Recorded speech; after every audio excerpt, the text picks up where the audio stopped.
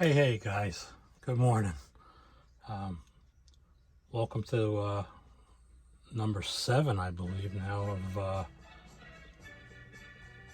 Paul's Left Coast model builds, model cars and coffee. This week I'm going to talk a little different about something that kind of irks me a little bit, the way I've been seeing the monkey mobiles being built. I actually contacted Dean Jeffries when I was building this. This one goes back to when the blueprinter kit. That's this one here. That was done in, let's say, early 90s. Anyway, a friend of mine was able to get me a phone number for Dean Jeffries, which is the creator of the Monkey Mobile, by the way, not George Barris. I still don't understand why he is taking credit, but he may have wanted him to build it. I don't know. I don't like George Barris. I liked his brother Sam a lot better. He was the brains of that situation. But anyway, going back to when Dean did the Monkey Mobile, the picture in the back, that's the first one he did. I built this one as the second car. When I talked to him, he told me the closest color to use to paint, which happened to be I believe it was a Ford pickup color at the time. And a little history on the real car is when Dean built it, he actually had a 421. I got me thinking 389 or 421. I believe it may have been the 421. And it had a 671 blower on it. And when he debuted the car at Screen Gems, he almost pulled the wheels off the ground. And Screen Gems right away said, hey, no, that's not what we want. Detune it. So as far as detuning went, this here is gutted on the real car, the blower. He removed the blower, gutted it, stuck a 4-barrel carburetor under there, and then he had to put this shield on it to show that there's no blower belt turning the blower. So that's why that odd looking shield is there. Also, the first car was allowed to have GTO on here. They said, no, we don't want that, take that off. So Dean took that off and just put the Pontiac badging, if this thing will focus, the Pontiac badging. And that's the license plate from the show. Let's see if I can get that to come up. Come on now. It's PEK 540. But that was the plate. Like I said, this was the second car he did. No frills on the bottom, nothing. It was kind of a quick build with a lot of how can I put it? I just did a lot of background on it. GTO, again, here we go. GTO on the dash there, individual letters, the gauges, and just the door handles. The interior on the second one was parchment with a white top. The first one was tan with a tan top. Screen Gems, for some reason, did allow the GTO in the grill. They allowed that to stay, but for some reason they didn't want it on the fender badge there, the fender. So, but yeah, he definitely went overboard with the power, and they said no, we don't need that. We just want, a custom car. And this one I did the little knockoffs. They actually look good on Kragers. I'm missing one in the back. I've got to replace that. I have them on my rack there, but I'll get to that someday. But now a little history on the kit itself. This, like I said, this was the blueprinter.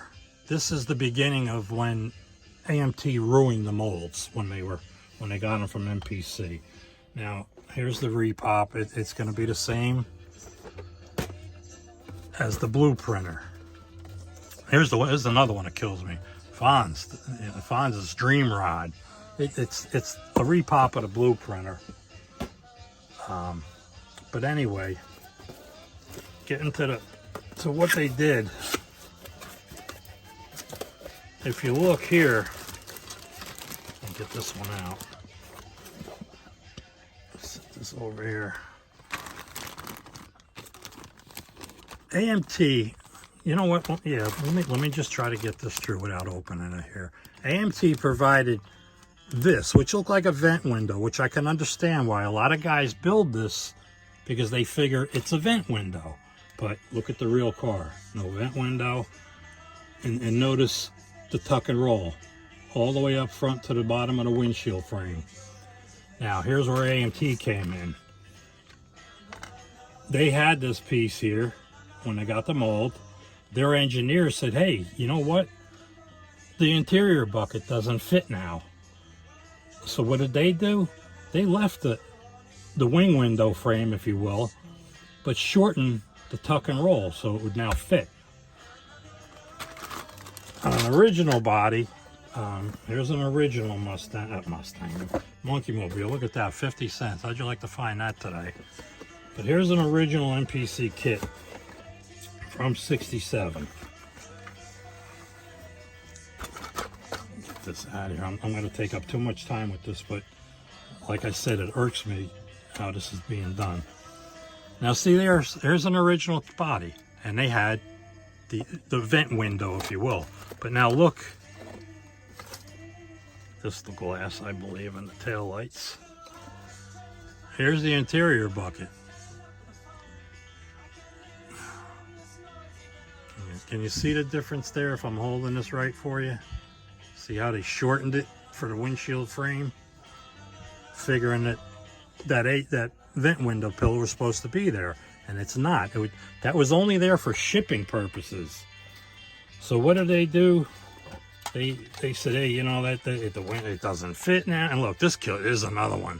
It's got the bar. I don't want to get into that either. But what did they do? They had this monstrosity here, which is to keep it from being crushed in shipment, which is fine. But they should still have told you that this needs to be removed.